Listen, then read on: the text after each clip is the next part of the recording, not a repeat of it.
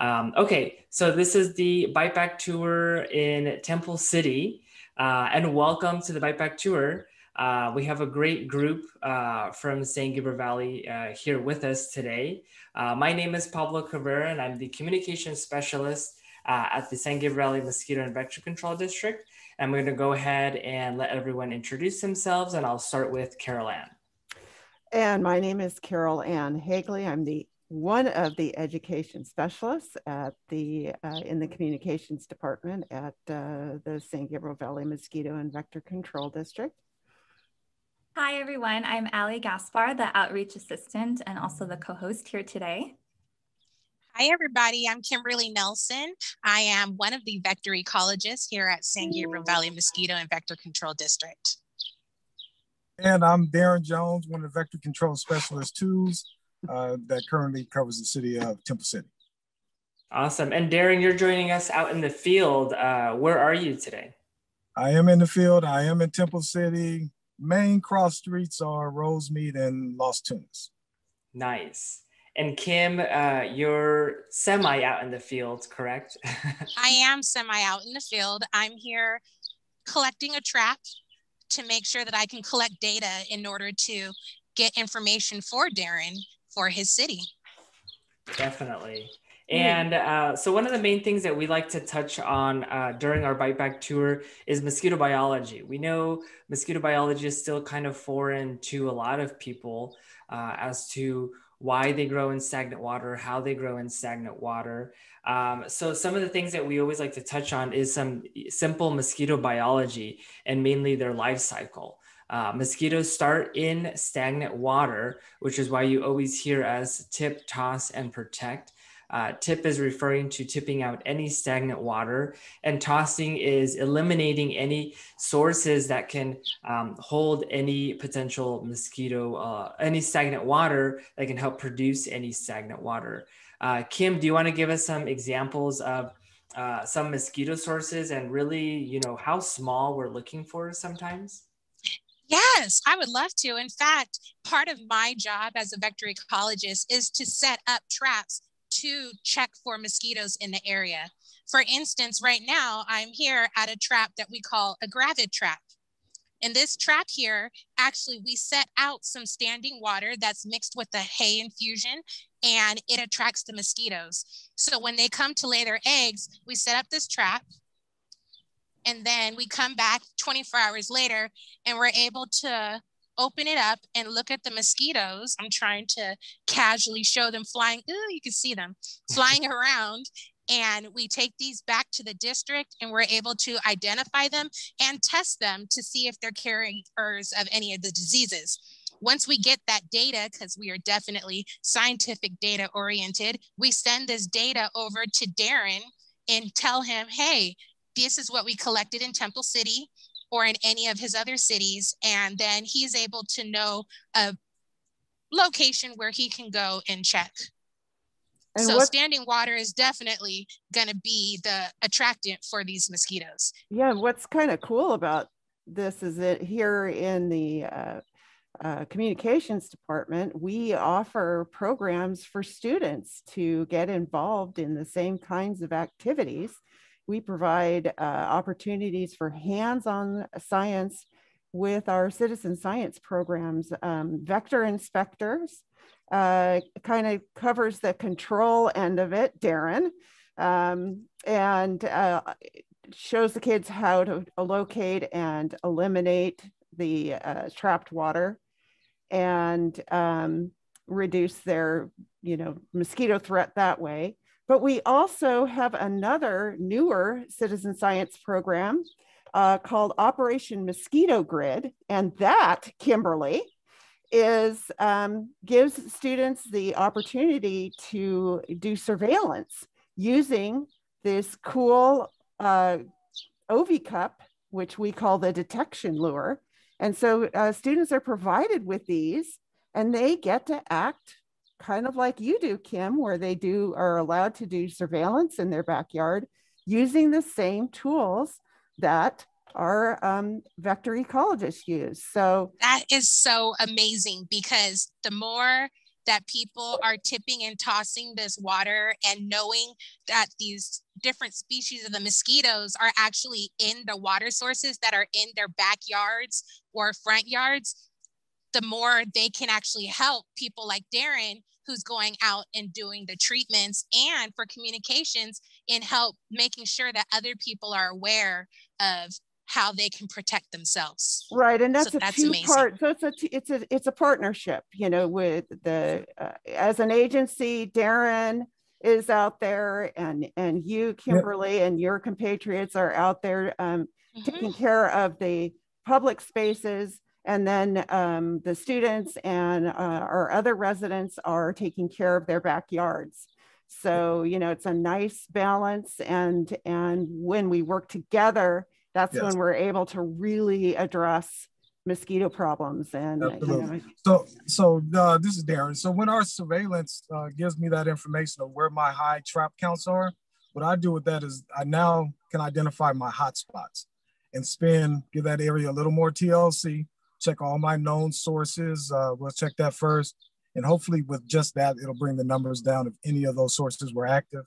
If I continue to have high trap counts, then I'll expand that and do more of a door-to-door search and try and find something that I am not aware of in the area.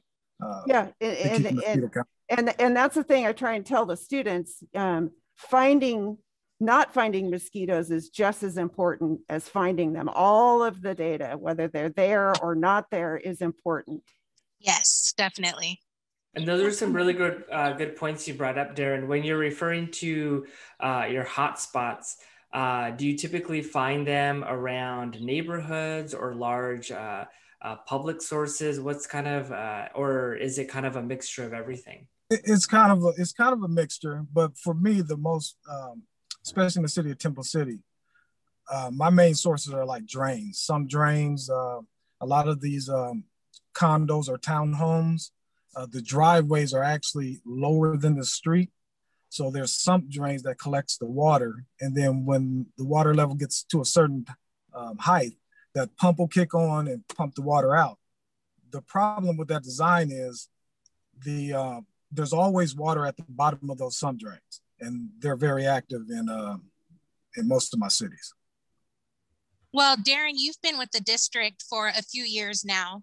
And initially you were looking at the large water sources all the time, but more recently there has been a change in the sources that you've been looking for because of the new species.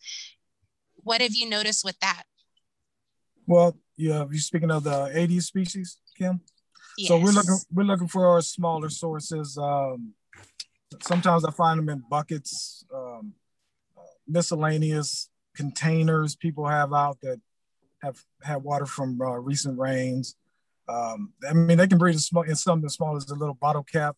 As you can see up the bottom of the saucepan of the pots, a lot of people like to do their gardening, and they have the pots and the saucepans underneath. They collect water, and they will breed in those as well. Darren, I have a question. Where is the craziest place you found water? Oh,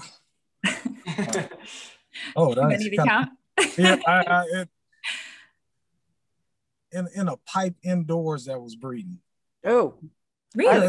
I think it was up at if I'm not mistaken, it was LA City College up in Monterey Park areas years ago.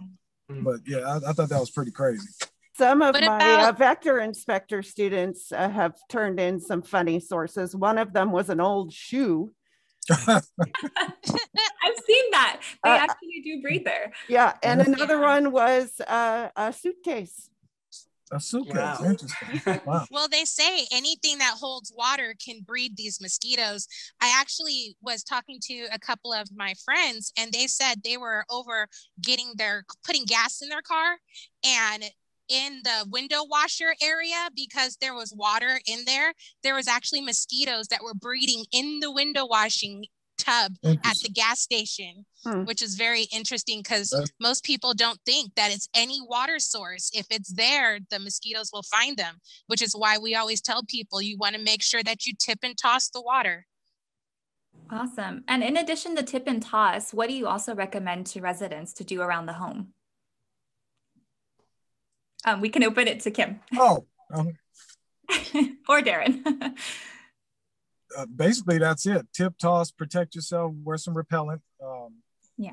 Well, some of the things that we're finding is, no water sources, but lots of mosquitoes. So we're recommending people just watch their bushes and make sure they're trimmed back so they're not providing a nice shady hiding place for mosquitoes. So maybe their neighbor has got a whole bunch of sources, but if their yard is a great place to for the adult mosquitoes to hang out, like the English ivy, then they're going to be the ones that are going to have all the mosquitoes.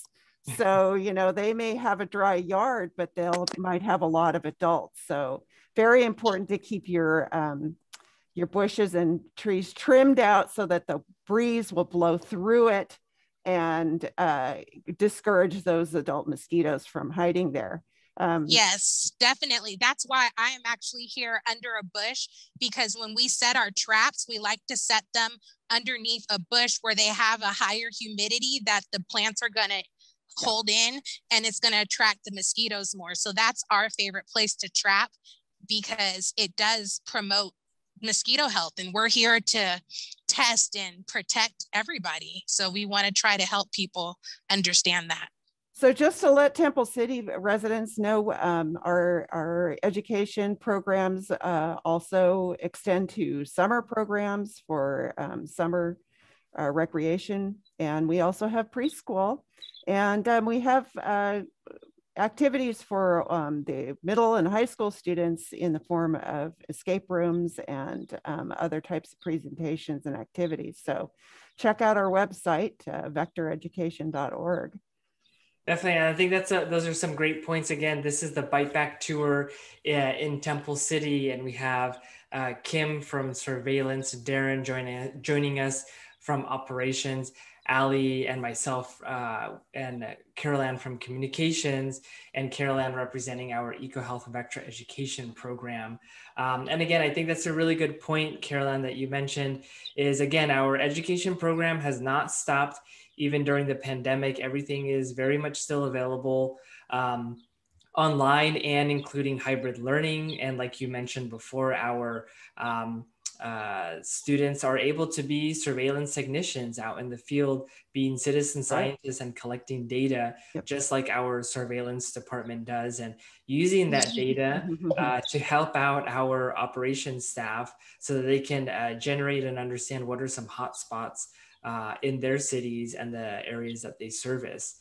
Ali, I believe you have some larvae to show us to see what students and what we're basically looking for out in cities in our district. I do. Just before I show the larva, we have an adult right here resting on our screen. Can everyone see that? Yes. It's really fascinating right now. Actually, it took me a while to get this that clear. And before you move it, Ali, I know. Kim, I have a challenge for you. Are you able to identify that mosquito just by looking at it in that screen? Yes. I'm going to call him Mr. Culex. He is a Culex quincefasciatus, and I know it's a him because of his bushy antenna that he has on there.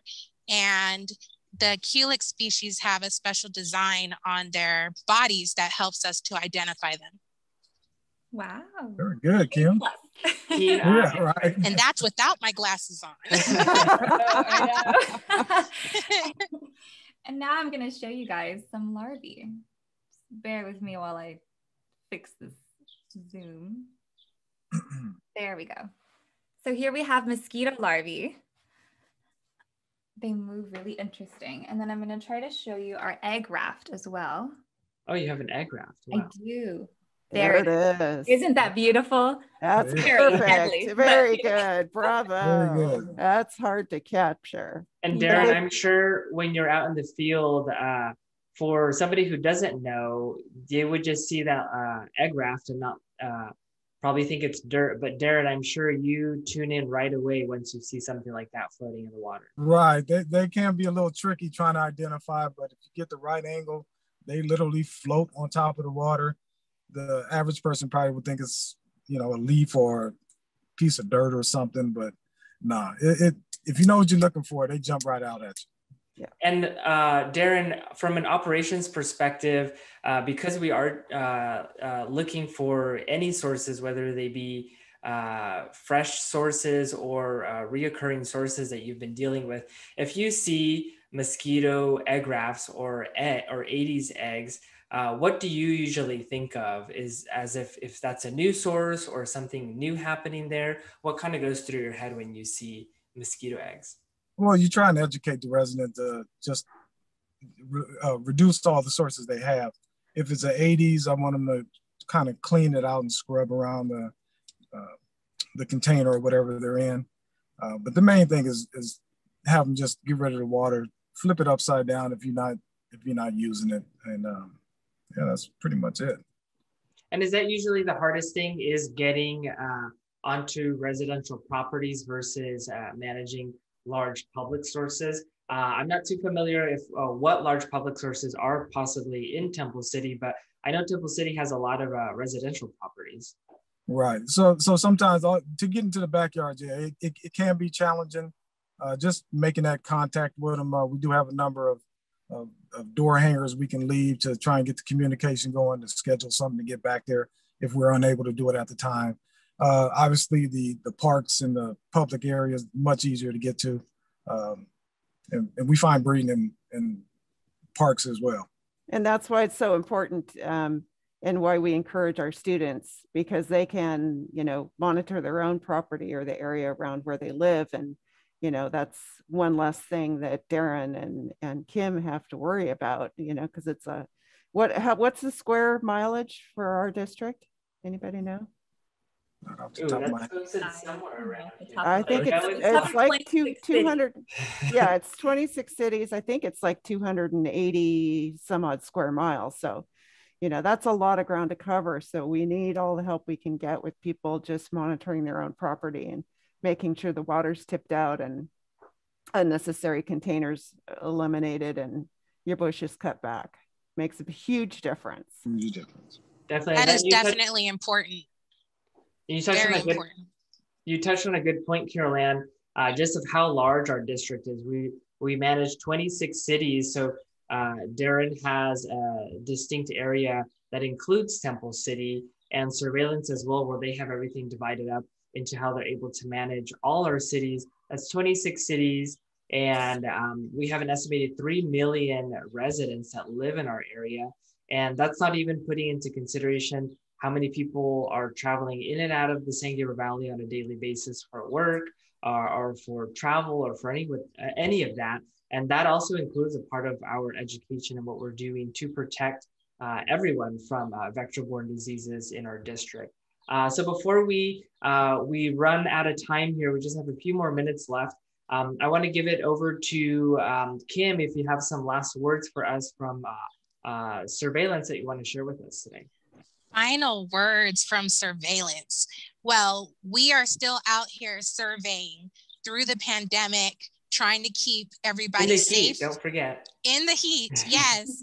And trying to make sure that we have the data to give operations. We are still here, even though you may not see us all the time. We're here, we're testing in all of our cities to protect you. So with that, I'm actually going to sign off because I have more traps to check to make sure that Darren has the data that he needs to protect you guys also. So since I'm going back into the field and not being on here, I have to put my mask back on, but I will definitely be tip tossing and protecting everybody. So have a good night, everybody. Thanks, Kim. Bye, Kim. Thank you. Bye. Darren, do you have some final words you want to share with us today? It's really just the same message we've been driving. Kim mentioned the heat. With the heat, the cycles are going to be much faster. I've seen it in summer from egg to adult in 5 days. So right, it's going to speed up on it. So we want everybody to just drive in the message, tip, toss, and protect yourself. Make sure you wearing some type of repellent. Definitely. And Carol Ann, do you have any last words, anything else you want to share in regards to EcoHealth vector education and how students and teachers can get involved? We still have some space in sign up spots for our Operation Mosquito Grid and for vector inspectors.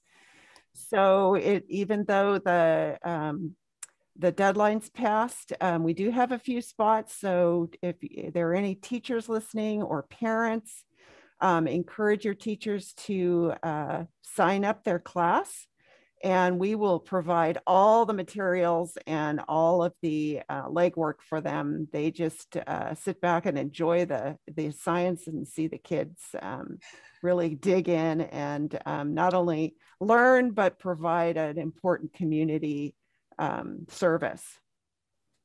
And Allie, do you have any last words you want to share with us today? Yes, thank you. Just reminding everyone to make sure that you're building in the habit of checking around your yard for stagnant water, just like we take out the trash once a week and we feed our dogs every day. Just take a moment. The more you do it, the easier it will be. And then the easier it is for us to also minimize mosquitoes in our communities. Definitely. So once again, my name is Pablo, and this is wrapping up our Bite Back tour in Temple City, where we continue our virtual tour of the San Gabriel Valley. This is now our 5th city in Temple City. And again, reminding residents and educating residents as well about some mosquito biology and things that they should be looking out for, like we saw earlier, mosquito egg grafts and larvae. And the most important thing is eliminating that stagnant water by tipping out the water, tossing out any sources that can hold any stagnant water. Like we mentioned earlier, something as small as a bottle cap is enough to hold mosquito larvae. And that can really make a big difference in all our communities if we're all doing that together. So again, thank you to Kim, who joined us earlier today as well from surveillance, and Darren, who joined us as well from operations, giving us great perspectives on what we all do as a team here at the San Gabriel Valley Mosquito and Vector Control District. So thank you for tuning in, and we'll see you guys next week, next Thursday, as we visit our next city as part of the Bite Back tour. Until then, we'll see you guys next time. Bye, guys. Bye.